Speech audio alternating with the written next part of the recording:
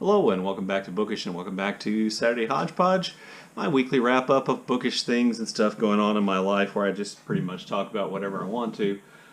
This week I want to start off by thanking everybody for all their best wishes in regard to Hurricane Laura. At the time I filmed my last video, which I think went up on Wednesday, I think I filmed that video on Tuesday, the Hurricane Laura was still kind of projected to come very near to where I live, so close that we probably would have had part of the eye wall pass over our home, and I was boarding at my house and getting ready for making a decision about whether to ride it out or whether or not to evacuate.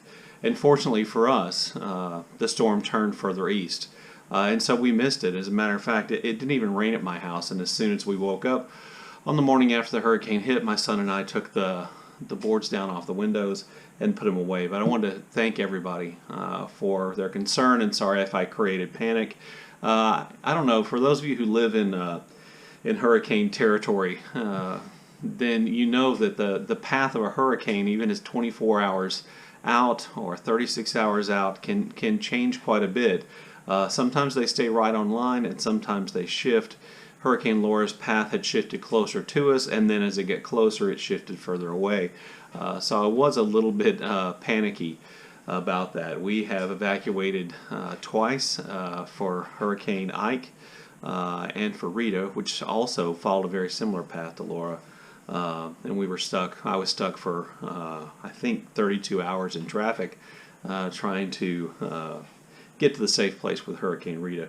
But you know, the problem with me being lucky and people in the area where I live being lucky is that means somebody else was unlucky, and those are the people of kind of the Sabine Pass area of Texas, and in particular of Louisiana and Lake Charles. I don't know of any specific charities that are raising money specifically for hurricane victims.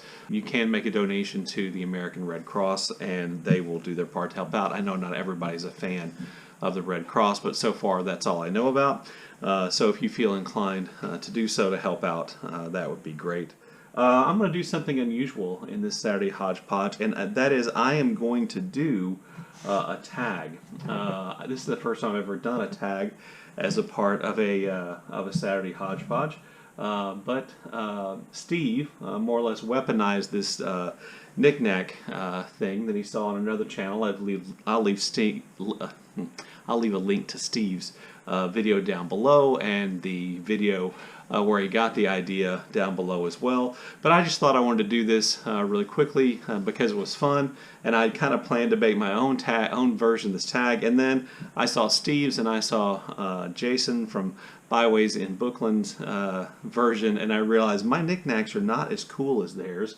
And my stories are not as great, but I thought I wanted to do it. It'd be a good thing to do on Saturday. Hopefully Steve isn't offended that I did his knick-knack tag as part of my Saturday Hodgepodge. So the first knick-knack I have, and I'm just going to put pictures up here because I wasn't sure of what kind of light I would have tonight since I filmed the Saturday Hodgepodge on Friday night. So I wasn't sure what kind of light I'd have, so I just took a picture of everything today. So the first knick-knack I have is this little bull. This little plastic bowl, which came off a bottle of wine that I had at a TAPAS bar with a good friend of mine in Dallas. It's one of the last times we really went out and painted the town red. I believe this bowl came from the second bottle of wine we had, and my memory is that the food was excellent and the wine was plentiful. So I kept this little bowl as a memento of that, and that's one of the knickknacks I have on my desk. I will probably never show you my actual desktop because it is an absolute mess at almost all times, but I have all kinds of things here to play with, things I can just pick up and hold in my hand, sometimes while I'm shooting a video, sometimes while I'm writing or working, and the little bowl is one of those things. So the second knickknack I wanted to show you is this here, and this is a piece of Connemara marble cut in the shape of Ireland that I bought when I was in Ireland, and it was on a keychain. The keychain has become detached from the little nice marble Ireland, but it is one of my favorite kind of keepsakes of that trip that I took with my wife to Ireland. It was our honeymoon trip, delayed by about 7 years, that we took in 1996. And so I keep that on my desk. It's really nice and smooth, and it's cool most of the time. and it fits in my hands, and as I said, I like to fiddle with things. So my third knick-knack is this lump of crystal, which hopefully you can see in the picture right here. For a while, when my kids were little, we would go on vacations, as lots of American families do, driving vacations usually, but sometimes we flew. And for 3 years in a row, what we did is we went to someplace mountainous, and we did essentially the same things in all three of those places. So we went to Asheville, North Carolina. We stayed in a cabin. We went hiking and horseback riding and things like that. We did the same thing with Rocky Mountain National Park in Estes Park, Colorado, and we also did the same thing outside of Little Rock, Arkansas. I think the place we stayed at was Lake Catherine.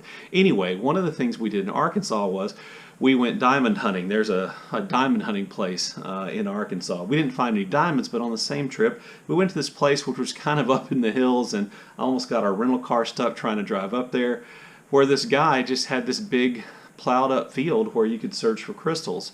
And so we had a great time looking for crystals, and you paid a fee, you can take as many crystals you want. And so this kind of dirty lump of crystal is the biggest piece I found, and it really looks like it's part of the inside of I guess what would be a geode. I never had it cleaned up. You're supposed to have it cleaned up so all that brown and rusty stuff gets cleaned away, but I never did that, and so it's not as pretty as it probably should be.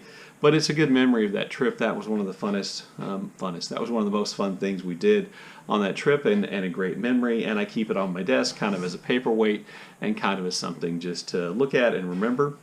My fourth knick-knack is this little plaque here, and I don't know, hopefully you can read it. It says Lady Jack Basketball Purple Fever Spirit Award 1986. My friends and I in college were the equivalent of the Cameron Crazies at Duke University, only we primarily went to the Stephen F. Austin women's basketball games because our women's team was much better than our men's team, and they had really low attendance on some nights. I believe on Tuesday night games, it would just be the families of the players, a few random spectators, and then me and my friends making as much noise and kind of hooting and hollering all the time. Sometimes we painted our faces. And in 1986, my friends and I were awarded the Purple Fever Spirit Award for our efforts to cheer on the Lady Jack basketball team. I have no idea how I came to be the person who kept possession of it. And I will be honest with you, I had to clean it up quite a bit before I took this picture of it, because there was something sticky all over the front of it, and I'm guessing it was some kind of food item or perhaps vomit. So that's my fourth one, and then my fifth one is this set of arrowheads, which I was given by a really distant relation of mine who went arrowhead hunting at Lake Sam Rayburn in the state of Texas quite often, and he gave me this board of arrowheads, and I went arrowhead hunting with him a couple of times, and I actually found one. I don't know if you can see on there, but there's a spot where it looks like something's been glued down and then picked up, and I at first glued the arrowhead I'd found down onto the board, and then I wanted to not have it glued down, and so I took it off, and then I promptly lost it. So the one I found is not actually on there, but this board full of arrowheads were found in East Texas by my relative, and he gave them to me, and I've had them, I think, since I was about 10 years old, and so they're kind of a knick-knacky thing. You might be able to see them. They're on the shelf, at the very top of the shelf right behind me. I don't know if that's in the shot or not. Anyway, there you go. There are my knickknacks from my knick-knack pack. Again, you'll never actually see the top of my desk because it's covered in toys and things for me to fidget with, and papers and books and pens and all kinds of stuff. It's an absolute mess, but I thought I'd show you some knickknacks there. The third thing I want to do is just like I think what I do most often is just go through my weekly reading.